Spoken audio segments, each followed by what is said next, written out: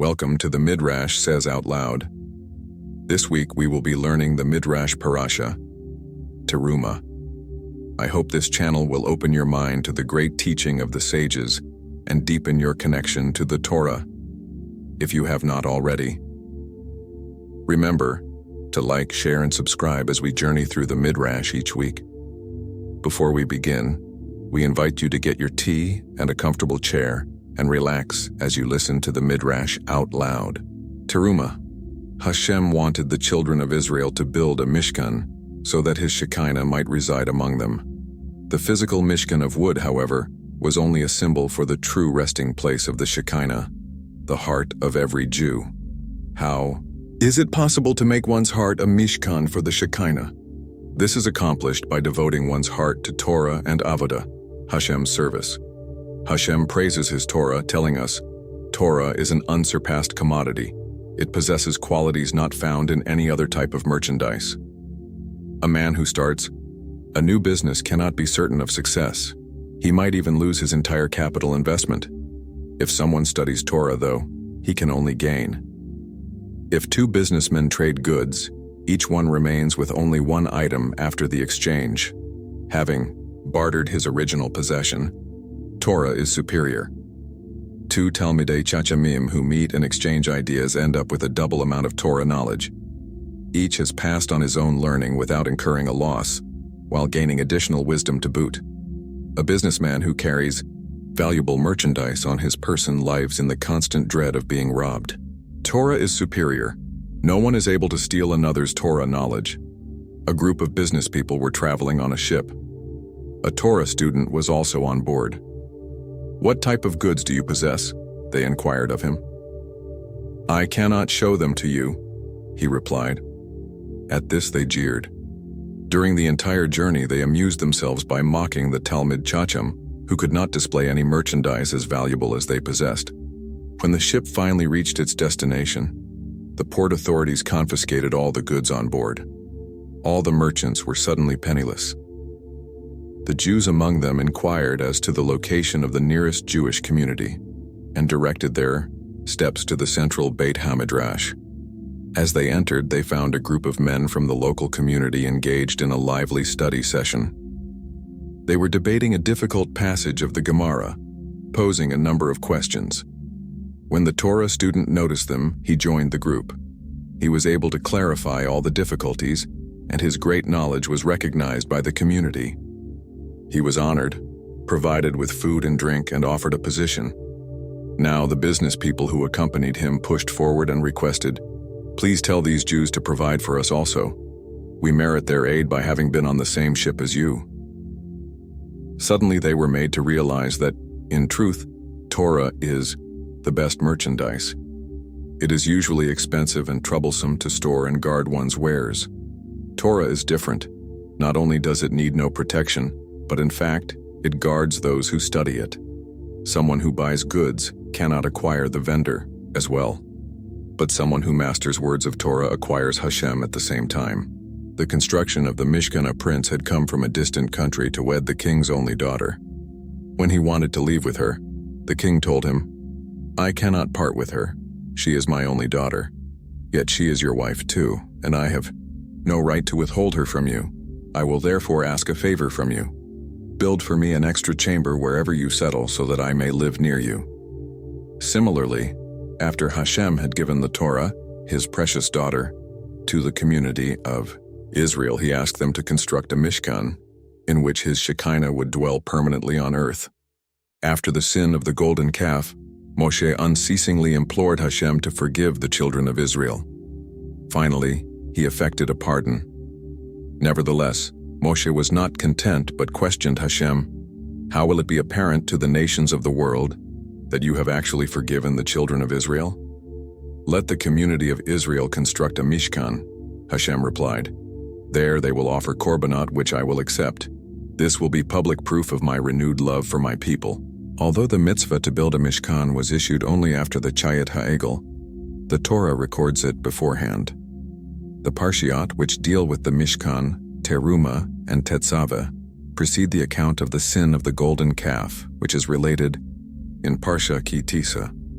The Torah reverses the chronological order to teach us that Hashem prepares the antidote for a sin even before it is actually committed. Hashem foresaw the sin of the golden calf. He therefore devised in advance the idea of constructing a Mishkan. By sinning, the children of Israel forced the Shekinah to recede to the heavens. By means of the Mishkan, however, the Shekinah would return to earth. When Moshe heard Hashem's words, "Let them make for me a sanctuary so that I shall dwell in their midst," Shemot 25:8, he was taken aback. "How can you, whose glory fills heaven and earth, dwell in a humble abode which we erect for you?" he asked. Hashem answered, "I don't even need the entire Mishkan as a place of residence. In fact, I will confine my Shekinah to the limited area of 1 amma, the place between the rods of the Aaron." The Shekinah rested on the holiest portion of the Mishkan, which was the Aaron. Hashem, in his great love for the community of Israel, restricted his Shekinah to the Mishkan, like a father who desires to dwell together with his children. Hashem instructed Moshe, "Appoint fundraisers to collect material for the Mishkan. Contributions will be accepted from any Jew whose heart prompts him to participate." Originally, the Erev Rav too was permitted to donate. However, when sinning in the incident of the golden calf, these Egyptian converts proved unworthy of having any part in donating to or constructing the Mishkan. They were subsequently excluded. When Moshe heard that a Mishkan was to be built in the midst of the desert, he wondered whether the community possessed sufficient materials for such a project. Even before he could articulate the question, Hashem answered it. Not only do the children of Israel collectively possess the necessary materials to build a Mishkan, he informed Moshe, but in fact, every Jew could do so single-handedly. Each of the children of Israel possessed tremendous wealth from the booty of the Yam Suf. In addition, for the tzaddikim among them, pearls and precious stones rained down every morning with the manna. Hashem commanded that 15 different materials be collected for the construction of the Mishkan and its components. Each material was divinely selected, either to atone for a specific sin or to provide the children of Israel with a particular merit or blessing for donating it. Symbolism of the Mishkan's materials: Zahav, gold. Hashem said, "Let the gold donated for the Mishkan atone for the gold which was wrongly contributed for the golden calf. Kesef, silver, to atone for the sale of Yosef, who was exchanged for 20 silver pieces. Nechoshe, just copper, to atone for the dross and impurities in their hearts." There are 3 kinds of tzedakah, which may be compared to gold, silver, and copper. The charity which a person gives when he and his family are healthy and things go well is compared to gold. This type of tzedakah has the most powerful effect in heaven, comparable to a gift to an emperor. Although given for no particular reason, it protects the donor from future eventualities. Then there is a second type of tzedakah, the charity a person gives when he is taken ill. It is less effective since it is given at a time of need and is therefore compared to silver. If a person postpones giving charity until he is dangerously sick, and metaphorically, he stands with the rope around his neck ready to be executed, the value of his tzedakah is reduced to that of copper. Nevertheless, a person should not refrain from giving tzedakah under any circumstance. His tzedakah will precede him in Olam Haba and secure for him a good reputation. He will then be protected from punishment in the world to come. Tekelet wool dyed sky blue with the blood of the creature Chilazon, to atone for the offense of omitting blue fringes on the tzitzit. Argaman wool dyed crimson, so that the children of Israel eventually merit the building of the Beit Hamikdash, which is described as possessing a crimson seat, Shir Hashirim 3:10. Tola Az Shani, red-purple, to atone for their transgressions which are likened to red-purple, Yerushalayim 1:18. Shaish, fine white linen, indicated that the children of Israel would serve Hashem like the ministering angels, who are described as wearing linen, Daniel 12:6. Izim, goat's hair, was used so that the shatat offerings of goats on the Mizbeach would take effect and atone for their misdeeds. Orat Ilim Me'adamim, ram's skins dyed red, were included so that they would merit experiencing the arrival of Mashiach, who is alluded to as appearing in red garments, Yeshayahu 63:2. Orat Tekashim, multicolored Takash skins, were included, so they would merit experiencing the era following the arrival of Mashiach, in which Hashem promised to make us shoes of Takash, Yechezkel 16:10. The Takash was a unicorn with a multicolored hide that appeared in the wilderness, so that the children of Israel could use its hide for making the tapestries of the Mishkan. It subsequently disappeared. Atzai Shittim, cedar wood from the Shittim cedar, was used so that they would merit Yeshayahu's prophecy for future times that the desert would be converted into fruitful land growing Shittim trees, Yeshayahu 4:19. Hashem preferred the wood of the Shittim cedar above all other kinds of cedars because it bears no fruit. Hashem wanted to set an example for people who build a house. They should reason, if even the King of Kings constructed his palace from the wood of a barren tree, we certainly should not use the wood of a fruit tree for this purpose. Further, Hashem the future sin of the community of Israel in the place Shittim, where the Moabite girls would seduce them. He therefore preceded the sin with the precept to build a Mishkan of Shittim wood, which would atone for their future transgression in Shittim.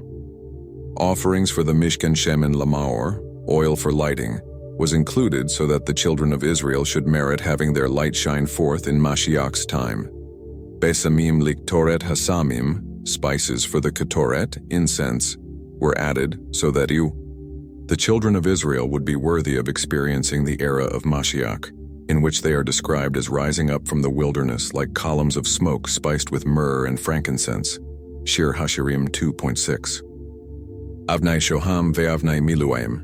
Shoham stones and stones for the setting in the ephod and the breastplate were given to merit the fulfillment of the Almighty's promise that he will rebuild Yerushalayim with pearls and precious stones. Hashem said to the community of Israel, "Don't think that I owe you a debt of gratitude for donating 13 different materials for the Mishkan.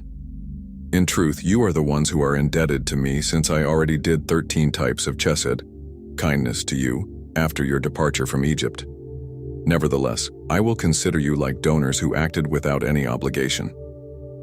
The Mishkan on earth is a reflection of Hashem's heavenly Mishkan.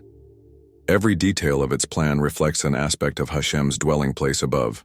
For example, he commanded that the terrestrial Mishkan should contain beams of Shittim wood standing erect. Similarly, the Torah describes the seraphim, angels, as standing erect. Just as the cherubim of the Aron exhibited outspread wings, so are the angels in heaven described as having wings, Yeshayahu 6:2. The Aron, ark, where the Shekinah rested, resembled the Kisei HaKavod, the throne of glory itself. The Mishkan and its components comprised a microcosm, implying that the greatness of the Mishkan equaled that of the entire universe, and that its construction was an accomplishment as momentous as the creation itself. Some examples of the parallel between the Mishkan and the universe are: the upper and lower curtains resembled heaven and earth. The water of the Kior corresponded to the water on earth. The Mizbach Ha'olah, on which animals were sacrificed, represented the animals of the world.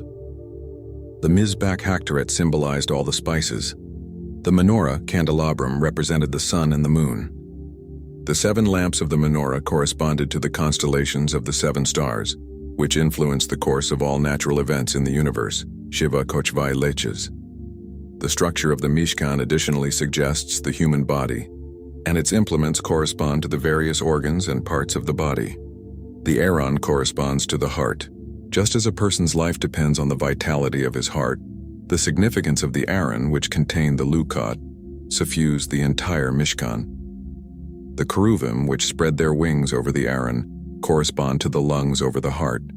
The Shulkan represents the stomach. The menorah represents the human mind. The Ketoret finds its parallel in the sense of smell. The Kior, laver, suggests the liquid element in the human body. The curtains of goat skin correspond to a person's skin. The beams symbolize the ribs. The Mishkan was constructed to resemble the human body in order to teach us that every Jew who sanctifies himself becomes a Mishkan, dwelling place, for the Shekinah. The Midrash further explains that the Aron, ark, shulkan, table, and the Mizbeach altar represent the three positions of distinction which Hashem gave to the community of Israel. The Aaron symbolizes the crown of Torah study, the Shulchan represents the crown of royalty, and the golden Mizbach HaKatoret symbolizes the crown of Kahuna. We will elaborate on this idea in the following chapters. The Aaron Ark, symbol of the crown of Torah. Of all the vessels of the Mishkan, Hashem commanded that the Aaron Ark be built first. He instructed that its construction precede even that of the Mishkan itself. The Aaron represents the Torah. Just as Torah preceded the creation of the universe, so did Hashem command that the Aaron be fashioned before the rest of the Mishkan. Hashem described to Moshe the structure of the Aaron as follows. They shall make for me an Aaron of shittim wood, 2.5 amos its length, 1.5 amos its breadth, and 1.5 amos its height. You shall overlay it with pure gold within and without, and make a golden rim around its border. You shall put the lukot into the Aaron. Nevertheless, Moshe did not understand from this description how the Aaron was meant to appear. Hashem caused a model Aaron of fire to descend from heaven. Moshe saw it, and then understood how it should be built. The Aaron was comprised of 3 chests. The innermost chest consisted of gold. It fit into another slightly larger chest made of wood. The second box lay within the largest outer chest of gold, which covered the wooden chest completely, including its wooden edge. In this manner, the Aaron, the wooden chest, was overlaid from inside and outside with gold, just as Hashem had commanded. The upper edge of the outer golden chest was surrounded with a decorative golden rim. It surrounded the Aaron like a crown. The Aaron, in which the lukot were placed, symbolized the Torah, and the rim represented the crown of Torah study. Hashem conferred upon the Jewish people 3 crowns, positions of greatness. The crown of Torah, which was represented by the Aaron, the crown of Kahuna, priesthood, which was represented by the golden Mizbeach, used for offering Ketoret, incense, and the crown of Malkut, Kars monarchy, which was represented by the Shulchan. The crown of Torah study ranks above the other 2 offices. Only a Jew born from a royal or priestly family is eligible for the positions of monarchy or kahuna. The opportunity to become a great Talmid Chacham, Torah scholar, however, is accessible to everyone. To indicate this, Hashem commanded concerning the Aaron, and they shall make it in the plural, Shema 25:10. He implied that he wanted the entire Jewish people to gain a share in the crown of Torah. Concerning the Shulchan and the menorah, however, Hashem commanded, and you shall make them, in the singular, since access to kahuna and royalty is restricted. Both the innermost and the exterior chests of the Aaron were of pure gold, since the Torah is likened to gold. Its middle chest was fashioned of wood because the Torah is also termed a tree of life. The 3 chests of which it consisted correspond to the 3 parts of the Torah: Torah, Mishnah, Nevi'im, Bresa, Ketuvim, and Halakot. The Aaron also represented the embodiment of Torah wisdom, the Talmid Chacham. The innermost and outermost chests were of gold to indicate that a Talmid Chacham's innermost feelings must comply with his external conduct. Woe to the Torah student who bears Torah on his lips while his heart is devoid of fear of Hashem. The total surface area of the sides of the Aaron, which was 12 square amos, hints at 12 virtues which are required of a Talmid Chacham. David enumerated them in Tehillim, asking, "Who is worthy to live in your tent? Who shall dwell on your holy hill?" Tehillim 15. David, in answer, lists 12 virtues required of a true servant of Hashem. Holek Tamim, he walks in perfection, having perfect faith in the Almighty. An example of someone who possessed this trait was Avraham Avinu. He forever fulfilled Hashem's commandments faithfully, even if they contradicted his own understanding. Poyael Tzedek, he acts justly. This refers to a worker who fulfills his obligation to his employer to perfection, such as Abba Chilkiah. Once, the community of Israel was in need of rain. The Chachamim sent 2 delegates to Abba Chilkiah, a grandson of Choni Hamiagal, to ask him to pray for rain. Abba Chilkiah was not at home, and they went to the field to look for him. They found him digging the ground. They greeted him, but he failed to return or acknowledge their greeting. At the end of the day, he lifted his work clothes onto one shoulder, and the bundle of wood he had gathered onto the other and walked home. Following him, the Chachamim noticed that he was walking barefoot. When they waded through a stream, however, he put on his shoes. Upon passing thorns, he would lift his garment, letting it down afterward. They arrived at his house, and he was met by his wife, beautifully dressed and adorned. He told her to go into the house first, and then followed her. When the family sat down for supper, he did not invite the Chachamim to dine with him. He divided the bread, handing his older son one piece and his younger son two. Then he said quietly to his wife, "I know that these delegates came to ask me to pray for rain. Let us go and pray now. Perhaps Hashem will have mercy." He and his wife climbed up to the rooftop. Abba Chilkya prayed in one corner and his wife in another. The rain clouds appeared in the sky, emerging from the side where his wife was standing. Abba Chilkya returned to the delegates and asked, "Who are you, and why have you come here?" "The sages sent us to ask you to pray for rain," they replied. "Blessed be Hashem who has already sent rain so that you do not need Abba Chilkya," he said. "It is not as you say," they replied. "We know that the rain was sent on account of you, but please explain to us your strange behavior. Firstly, why did you not return our greetings in the field?" "I am a hired worker," replied Abba Chilkya. "It would not be right of me to interrupt my labor in order to greet you." "And why did you not put your work clothes under your bundle of wood on your way home?" they asked. "The clothes were not mine. I had borrowed them. They were lent to me to wear, not to put under a burden. I therefore carried them on my other shoulder," he responded. "Why did you not wear your shoes on the road but put them on when you stepped into the water?" they questioned. "I had to wear them in the water to protect myself from being bitten by a frog or snake," he explained. "Because in the water I could not see on what I was stepping. On the road I could do without my shoes." Abba Chilkya, as seen throughout. This story was very poor and wore his shoes only when absolutely necessary. "And why did you lift your garment when walking through thorns?" they inquired. "If the thorns scratched my legs, they would heal, whereas a tear in the garment would not," Abba Chilkya told them. "And why did your wife meet you in such beautiful attire, they asked, "so that I should not be tempted to look at other women? Why did you ask her to walk before you, rather than going in front of her, as would have been correct?" they demanded. "Our sages advised us to be suspicious of any stranger. Since I do not know you, I did not want her to stay behind with you," said Abba Chilkya. "Why didn't you offer to let us partake of your meal?" they questioned. "It would have been a dishonest offer. I did not have enough, and I did not want you to feel obligated to me as a result of the offer," he said. "What was the reason you gave your younger son 2 pieces of bread while the older one received only 1? They continued to ask. "The older son is home by day and is able to obtain food whenever he is hungry. The younger one stays in the Beit HaKnesset," he explained.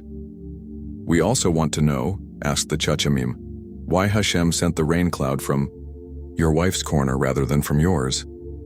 "The tzedakah which my wife gives is greater than mine," explained Abba Chilkya. "I only give poor people the money to buy food. She actually cooks it for them. Therefore, her merit is greater." Rav Safra's honesty dover emet bilvavo, one who speaks the truth in his heart, as did Rav Safra. Rav Safra was truthful even with regard to the thoughts of his heart. A man once came to buy a diamond from him. He was at that time in the midst of reciting the Shema and could not speak to him. The purchaser named a price for the diamond, but Rav Safra did not respond. The purchaser took this as a sign of dissatisfaction with his offer. He called out a higher price. Rav Safra still did not reply. The purchaser, unable to interpret correctly the cause of his silence, again raised the price. He continued to raise his bid until, by the time Rav Safra had ended Shema, he had arrived at a very large sum. Rav Safra then told him, "Take the diamond for the price you originally offered." "Why should you sell it for that price?" inquired the purchaser. "Since then I greatly increased my offer." "When you made your first bid," explained Rav Safra, "I agreed to it in my heart. I would therefore consider it dishonest to change the terms. Ola ragal al leshono, he does not slander with his tongue. Lo ata lerayai hura'an, nor does he do evil to his fellow man. Vecherpa lo nasa al kerovo, and he does not bring shame upon his relative. Nivze be'ainav nimat, a vile person is despised in his eyes. Ve'et yirai Hashem yeshabed, and he honors those who fear Hashem. Yehoshaphat, the king of Yehuda, exemplified one who honors those who fear Hashem. Whenever he saw a Talmid Chacham, he used to rise from his throne, embrace and kiss him, and address him as, my father, my teacher, my teacher. Onish Balehara, he takes an oath against his Yetzer Hara, evil inclination, Velo Yamir, and he does not change it. Kaspo lo natan beneshech, he does not give his money for interest, Veshochad al naki lo lakach, nor does he take bribery against the innocent. When Rabbi Gamliel read the above list of praiseworthy traits required of a Talmid Chacham, he would weep, saying, who could acquire all these? Rabbi Akiva, on the other hand, laughed. How is it that you are happy at the very thing that makes me cry? Rabbi Gamliel questioned him. Rabbi Akiva explained, the Torah states, Vayikra 11:31, these are tamai, impure to you among the creeping things, listing a number of insects. The Torah concludes with the warning, Ibid 18:24, do not defile yourselves with all of these. These words seem to imply that a person does not become defiled unless he touches all of the listed insects. In fact, the halakha is different. A Jew who touches even one of them, and even the tiniest insect among them, becomes impure. He is considered as if he had touched them all. We know the principle that the proportionate measure of Hashem's reward is much greater than his punishment. If a person who touched only one impure insect is considered as if he touched them all, it certainly follows that a man who acquired even one of the enumerated traits of character is considered by the Almighty as if he possessed them all. You have comforted me, Akiva, you have comforted me, said Rabbi Gamliel. The bottom bars of the Aaron, 2 gold-coated staves for carrying the Aaron, were attached along its breadth. They protruded from both sides and ran through 4 golden rings, 2 of which were fixed on each side of the Aaron in the upper third of its breadth. The 4 rings symbolize 4 features that distinguish a Talmid Chacham: Torah study, mitzvot, good deeds, modesty. Hashem gave a special commandment that the rods should remain in the rings at all times. They were never allowed to be removed, not even when the children of Israel encamped. The symbolic meaning of this mitzvah is that the rods, representing the supporters of those who study Torah, must forever remain linked with the Talmidai Chachamim, supplying them with all their needs. Hashem instructed Moshe, construct for the Sao Aaron a cover of pure gold. It should be of the same length and breadth as the Aaron and 1 tefach, about 4 inches thick. Why was the cover termed kaporet? Kaporet is derived from the word kapara, atonement, indicating that its gold atoned for the community of Israel's transgression of having donated gold to the idol. Hashem commanded Moshe to take a big chunk of gold and hew from it both the kaporet and the kruvim which were upon it. The kruvim were not hewn as separate entities and then attached to the kaporet, but emerged from the kaporet itself. They faced each other, spreading their wings over the Aaron. Although it is generally forbidden to make statues, the kruvim were an exception, since they were constructed at the specific command of Hashem. What did the kruvim symbolize? The Aron, which is the most beloved of all the components of the Mishkan, mirrors the Kisai Hakavod above. Just as the throne of glory in heaven is surrounded by kruvim, so did Hashem command that angels be placed above the Aron on earth. Since the Aron represents the Kisei Hakavod, it was covered with a top layer of sky blue wool during their journeys, so that the onlookers should associate it with the Kisei Hakavod. The other utensils, although also wrapped in sky blue material, were then covered with a protective layer of tachash skin. The Aron, though, was first covered with tachash skin, and then with a layer of sky blue wool. Hashem announced to Moshe, "My Shekinah will reside between the Keruvim. Whenever I speak to you, my voice will emanate from there." The faces of the Keruvim resembled those of 2 children, a boy and a girl. When the children of Israel would visit the Beit HaMikdash on Yom Tov, they were shown the Keruvim, which at that time embraced each other. They were told, "See how beloved you are to the Almighty." But whenever the children of Israel did not fulfill Hashem's will, the faces of the cherubim would be turned away from each other. A similar miracle happened after the destruction of the second Beit HaMikdash with the cherubim that were engraved in the woodwork of the wall. When the Gentiles entered, they found these cherubim embracing each other. They jeered, "Are these the matters with which a great nation like the Jewish people occupies itself?" They consequently despised the Jews. A number of objects were concealed at the time of the destruction of the first Beit HaMikdash. These objects were missing in the second Beit HaMikdash. 5 among the important items that were missing in the second Beit HaMikdash were the Aron. When King Shlomo built the Beit HaMikdash, he prophetically foresaw that it would eventually be laid waste.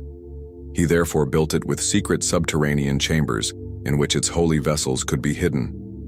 Before the temple's destruction, King Yoshiyahu commanded that the Aron be concealed in the place which Shlomo had dug under the earth. Where was the hidden chamber for the Aron? During the period of the second Beit HaMikdash, which had no Aron, a Kohen walking through the Beit HaMikdash noticed that one of the tiles of the floor was protruding. He thought he had discovered the subterranean chamber in which the Aron was hidden. He called his friends to tell them about his discovery, but before he was able to finish speaking, he passed away. Hashem commanded Moshe to make a shulchan, a 4-legged table of shittim wood. It was 12, 3.2 inches long, 6, 3.2 inches wide, and 10, 3.2 inches high. It had to be overlaid with gold, and its edge was surrounded by a golden rim. It was carried by means of 2 bars slipped through the 4 rings on its sides. Although Hashem described to Moshe the detailed structure of the shulchan, Moshe could not visualize it. Hashem then showed him a heavenly vision of a shulchan of fire, and he understood its structure. Hashem instructed Moshe, "You shall place 12 loaves of lechem hapanim on the table." The lechem hapanim, showbread. These loaves of bread derived their name from the fact that they possessed 2 faces. They were shaped like squares from which 2 rims rose upwards on 2 opposite sides. 12 loaves were baked every Friday in iron forms. After the baking, they were transferred to golden molds. On Shabbat, they were removed from the molds and brought to the table. 2 loaves were placed directly on the table. The other 10 loaves were placed on 5 shelves above the shulchan, 2 loaves on each shelf. The shelves were made of hollow golden cane halves split along their length, each row containing 3 cane shelves on which the bread rested. On the shulchan, there were also 2 little bowls containing a handful of incense that was burned every Shabbat when the bread was removed from the table. The entire shelving and the table itself were supported by a framework of golden pillars connected to the length of the table, rising from the bottom of the shulchan to the top of the shelves. They were notched in 5 places above the surface of the table. Each frame of cane between one loaf and the next was supported by 6 notches, and the top shelf by 4 notches. One family of Kohanim was in charge of baking the lechem hapanim. They baked it every Erev Shabbat. On Shabbat, they placed it on the shulchan, removing the loaves that had been there from the previous week.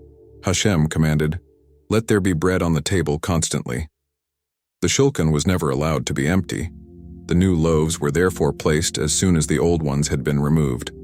The lechem hapanim remained on the shulchan even while the children of Israel traveled. A special miracle happened with the lechem hapanim. After it had been lying on the table for a week, it was still as fresh and warm as when it had first been put down. The shulchan and its symbolism. When the children of Israel used to visit the Beit HaMikdash on Yom Tov, the Kohanim would lift up the shulchan with the warm lechem hapanim to show it to the people and would exclaim, "See how much Hashem loves you." The shulchan was the medium through which the blessing of nourishment flowed to the entire world. Hashem therefore commanded that it should never be empty, since his blessing rests only on a substantial matter. This is illustrated by the account about the prophet Elisha, who told an impoverished woman that she must have something in the house, upon which Hashem's blessing could rest. The widow of the prophet Obadiah cried out to Elisha, "My husband is dead," she told him, "and you know how great was his fear of Hashem. He was forced to borrow money with interest because he sustained 100 prophets which he hid in 2 caves to conceal them from the wrath of Izabel, the wife of King Akav." to destroy the office of Hashem. Now the creditor is coming to take my 2 sons as slaves." "What do you have in the house?" Elisha asked her. "I have nothing except a jar of oil," replied the woman. Elisha commanded her, "Go borrow empty vessels from all your neighbors, a lot of them. Bring them to the house and shut the door behind you and your 2 sons. Pour from your oil into all the vessels and set aside those that are full." The woman did as Elisha had instructed. She borrowed empty vessels from the neighbors. Then she shut the door and began to pour her oil into the first vessel. Her sons brought her additional jars. As much as she poured, the oil of that original jar continued flowing. She filled up all the vessels and told one of her sons, "Bring more." "There are no more vessels," he answered. Then the oil stopped flowing. The woman came to Elisha and told him about the miracle. "Go sell the oil," he told her, "and pay your debt. From the rest you and your children shall live." The blessing of the table. At the time of reciting Birkat Hamazon, grace after meals, a person's table should not be completely empty of food, since the blessing from above does not rest on an empty table. While the Beit HaMikdash was in existence, the Shulchan radiated blessing for the food of the entire land. Even when the children of Israel sowed little, they harvested large amounts. But after the temple's destruction, they sowed large quantities, and the earth only yielded little. This was due to the loss of the Shulchan. The golden rim surrounding the upper edge of the Shulchan symbolized the highest position of material power in Klal Yisrael. This was the crown of monarchy, granted to the dynasty of David. The Shulchan was located on the northern wall of the Mishkan. Its position indicated the correct Torah attitude towards material prosperity, which the Shulchan symbolized. The conveniences and pleasures life has to offer tempt every person to indulge in them. He should be aware, however, that this is the counsel of the Yetzer Hara. The Shulchan was situated along the northern wall of the Kodesh, which is also termed the left side. In the language of our Chachamim, the Yetzer Hara is on the left of a person. As King Shlomo stated, Kohelet 10:2, "The heart of the fool is on his left." What then is the Torah view of material well-being? The answer is symbolized by the Mizbeach, golden altar, that was placed in the center of the Mishkan. A son should partake of this world only as much as is necessary to maintain his health, but abstain from excess. In the Mishkan of the wilderness there was only 1 shulchan. King Shlomo placed 10 shulchanot in the Beit HaMikdash, since he had received a tradition to this effect from Moshe Rabbeinu. Shlomo also set up 10 kiorim, lavers there, although the Mishkan contained only 1. Our sages explain the reason for this.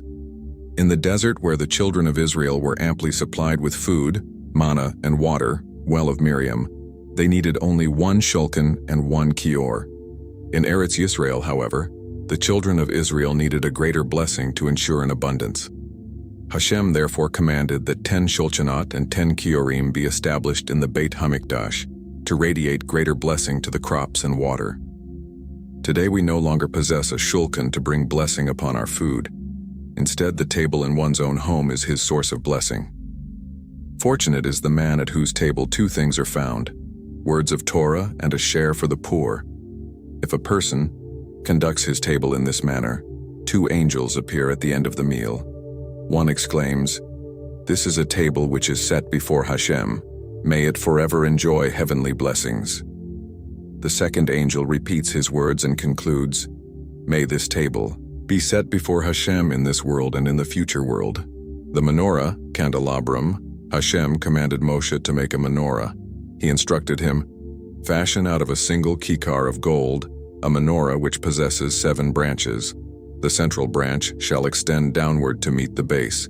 Each branch shall be adorned with 3 goblets, an ornamental knob and a flower, while on the middle branch 4 goblets, 5 knobs, and 3 flowers shall appear." Moshe did not know how to make the menorah. Hashem showed him a heavenly vision of a menorah of white, red, green, and black fire. Hashem also explained its construction to him. But Moshe nevertheless found it difficult to execute Hashem's commandment. Hashem therefore told Moshe, "All you must do is cast the bar of gold into the fire, give it 1 blow with the hammer, and a finished menorah will emerge." Moshe took a kikar of gold, threw it into the fire and prayed, "Master of the universe, the gold is in the fire. Do with it as you wish." As soon as Moshe gave a strike with his hammer, the complete menorah emerged from the fire. The menorah represented Torah wisdom, which is compared to light. For the mitzvah is a lamp and the Torah is light. Mishlai 6:23. A Jew might believe that he can be a loyal mitzvah observer even without studying Torah. To illustrate the fallacy of such thinking, Shlomo compared the mitzvot to lamps. A lamp will not shine unless it is lit. Similarly, one cannot observe the mitzvot correctly unless his behavior is informed and enlightened through Torah study. One who lacks Torah knowledge is bound to stumble. A man was walking at night through a dark, unlit alley. Before long, he tripped over a stone. Then he stumbled into an open pit and incurred severe fractures all over his body. Only someone who studies Torah carries a bright light that alerts him to the spiritual pitfalls encountered on the journey through life. Bearing out the explanation that the menorah symbolizes Torah wisdom, the commentators elaborate as follows. It was hewn from one piece. This symbolizes that the Torah in essence is one. All its halakhat and agadat represented by the knobs and goblets emanate from one source. It was fashioned of pure gold to symbolize that Hashem's word is pure gold, unaccompanied by dross. The 7 arms of the menorah indicate the 7 books of Torah. Some of our sages explain that the Torah is comprised of 7 books, since the Parasha of Vayehi bin Soah, Bamidbar 10:35-36, constitutes a book in itself. According to another explanation, the 6 arms of the menorah correspond to the 6 tractates of the Mishnah, while the center branch stands for the fear of Hashem in a person's heart, which is the basis of all Torah learning. There are 22 goblets on the menorah corresponding to the 22 letters of which the Torah is comprised. The menorah was located in the south of the Mishkan since, in the language of the sages, wisdom is found in the south. It was placed opposite the shulchan to hint that for Torah wisdom to flourish, material support is needed. In order to obtain absolutely pure gold for the menorah in the Beit HaMikdash, King Shlomo purified the gold 1,000 times. This is a hint that a person should re-examine the way he fulfills the mitzvot ever so many times. In this way, he will be able to fulfill them in the most perfect fashion. Shlomo placed 10 menorot in the Beit HaMikdash, since this was the tradition he had received from Moshe. There were thus altogether 70 lamps in the Beit HaMikdash, for each menorah consisted of 7 branches. These symbolize the fact that the 70 nations of the world are obligated to fulfill the 7 Noachide laws that were commanded by Hashem to all of mankind. The boards of the Mishkan were made of shittim wood. How did the children of Israel obtain cedar wood in the midst of the desert? Yaakov had planted cedars in Egypt and instructed his sons, "Take the cedar wood along with you when you leave Egypt. I know that Hashem will in the future command you to build him a dwelling place of cedar wood." Each board was overlaid with gold. It was cut at the bottom so as to fit into 2 silver sockets. The boards were held together by an upper and lower row of horizontal crossbeams which were inserted in rings on the outside of the Mishkan walls.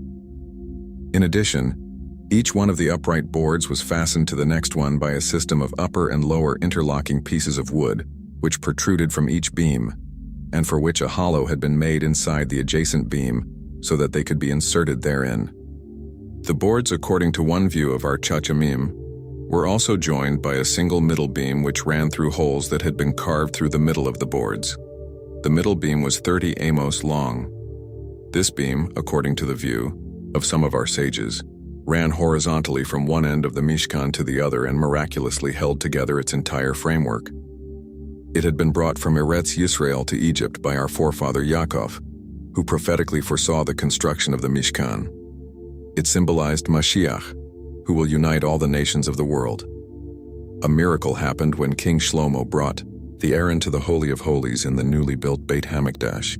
As soon as the Shekinah descended upon it, all the beams of the Beit HaMikdash became moist and remained that way from then on. They flourished and bore fruits, and the young Kohanim derived a good income from them. When King Manasseh reigned, he placed an idol in the Holy of Holies. The Shekinah departed, and as a result, the beams dried up and became lifeless. The Mishkan consisted of two parts: the Kodesh, also named Ohel Moed, tent of meeting, which took up 2/3 of the area, and the Kodesh HaKodoshim, Holy of Holies. In the Kodesh were located the Shulchan along the northern wall, the menorah along the southern wall, and the Mizbach HaZahav, golden altar for incense, between the Shulchan and the menorah, towards the east. The Kodesh HaKodoshim contained only the Aron. The two parts of the Mishkan were separated by the Parasha, the dividing curtain. It was spun from a 24-fold thread of different colors and materials.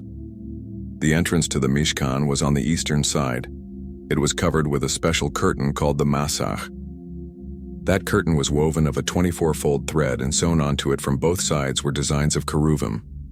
The Mishkan was situated in the western part of a tremendous chatzer, courtyard, 100 amos long and 50 amos wide. The chatzer was enclosed by poles between which were suspended pieces of finely twined linen, woven like network. Next to the entrance of the yard was hung a beautiful curtain whose area was 20 square amos. The top covering of the Mishkan consisted of several layers of tapestries. These not only formed the roof, but also hung down over the sides. They covered the boards down to the silver sockets which, according to some opinions of our sages, remained uncovered at the bottom, except on the western side where they were covered all the way to the ground. The innermost layer of tapestry which comprised the ceiling of the Mishkan was of sky blue wool and of wondrous beauty. If someone looked up at the ceiling of the Mishkan, it appeared to him as if he were looking into the blue sky. It even seemed that there were stars shining, because the golden buttons which were fastened to the loops that held the tapestries together resembled stars. The layer above the sky blue curtains consisted of curtains made of goat's hair. These were joined to one another by means of copper buttons and loops. Hashem commanded that the beautiful sky blue tapestries be covered by a layer of goat's hair in order to teach people a lesson. They should treat their valuable objects with care in order to prevent their getting ruined. The curtains of goat's hair were covered by an additional tapestry, a combination of rams' skins dyed red and takash hides. The takash hides, according to some opinions of our sages, comprised the roof above the Mishkan, while the ram's skins that were attached to them hung down from both sides, covering the boards. Hashem commanded Moshe, "And you shall make a mizbeach of shittim wood, 5 amos long and 5 amos wide. It shall be square, and its height shall be 3 amos. On this mizbeach the korbanot were offered. It was therefore called Mizbach HaOlah, the altar of Olah sacrifices. It was also termed Mizbach HaNekoshes, the copper altar, since it was overlaid with copper. Mizbach Adamah, the earthen altar, because it was built hollow inside and had to be filled with earth whenever the children of Israel encamped. Mizbach HaChitzon, the exterior altar, since it was located in the courtyard of the Mishkan. The framework of the Mizbeach was of shittim wood. The wood served as a reminder of the merit of Abraham, who waited on guests under a tree. Furthermore, the shittim wood atoned for their folly in sinning with the egel, shittim related to shatus, folly. It was overlaid with copper. The copper atoned for the transgression of brazenness, which the prophet Yeshayahu described as having a copper forehead. Yeshayahu 48:4. All its measurements contained allusions to the merits of the Jewish people. Its length and breadth were each 5 amos. These hinted at the community of Israel's merit of having accepted the 10 commandments that were given on 2 tablets, 5 commandments on each. Its height of 3 amos signified their 3 great leaders, Moshe, Aharon, and Miriam. All the major components of the Mishkan symbolized the various segments which comprised the community of Israel. The Aaron represented the Talmidai Chachamim, the Shulchan, the monarchs, the Mizbach HaZahav, the Kohanim, and the menorah, the wise Torah leaders. The Mizbach HaOlah represented the community of Israel at large, including all the above-mentioned groups. This was symbolized by the 4 horns in its corners. They represented the 4 supreme distinctions that were rewarded to the Jewish people at Har Sinai: the greatness of becoming Hashem's chosen nation, the crown of Torah, kahuna, and monarchy. A smooth ramp led up to the Mizbeach. It was built to comply with Hashem's commandment that it was forbidden to ascend to the Mizbeach by means of steps. The middle of the Mizbeach was surrounded by a great light covering with holes which ran horizontally around the Mizbeach, Mishbar. It was an amma high. Its upper edge divided the Mizbeach into an upper and lower part for the purpose of sprinkling the blood of the korbanot. Above the great light covering there was a beam protruding from the Mizbeach, Karkov. It was engraved with flowers and buds and served as an ornament for the Mizbeach. Hashem commanded Moshe, "A fire shall constantly burn on the Mizbeach." "Master of the universe," objected Moshe, "will the fire not melt the copper layer and then burn the Mizbeach which is made of wood?" "These rules may be true in the physical world," Hashem answered him, "but they do not apply in my realm. Consider that in the heavenly spheres, the angels of fire live in the vicinity of the storehouses of snow and hail, yet neither harms the other. While you were in heaven, you walked through compartments of fire, and my heavenly hosts wanted to burn you, yet you were not singed. I assure you that despite the constant fire, the Mizbeach will not be affected." There were two additional miracles which occurred in connection with the Mizbeach. Although it was located in the courtyard of the Mishkan under the open sky, the rain never extinguished its fire. Furthermore, the pillar of smoke rose forever straight towards heaven, unaffected by the wind. The purpose of the Mizbeach is indicated in its initials. It grants the Jewish people Mechila, forgiveness, Zekis, merit, Bracha, blessing, and Chayim, life. The Beit HaMikdash in Yerushalayim was located on Har HaMoriah. Hashem caused the Mizbach Ha'olah, the copper altar, to be situated on a very special place on that mountain. It was built in the very spot from which Hashem had taken earth with which to create the first man, Adam, where Cain and Hevel had offered their korbanot, where Noach had built a Mizbeach after the flood, and where Avraham had tied Yitzchak with the intention of sacrificing his son to the Almighty. Thank you for joining this week's journey through the Midrash. If you enjoyed this story, don't keep it to yourself. Share this channel with someone, and if you haven't already, please hit the like, share, and subscribe button for the next story. See you next week on the Midrash Says Out Loud.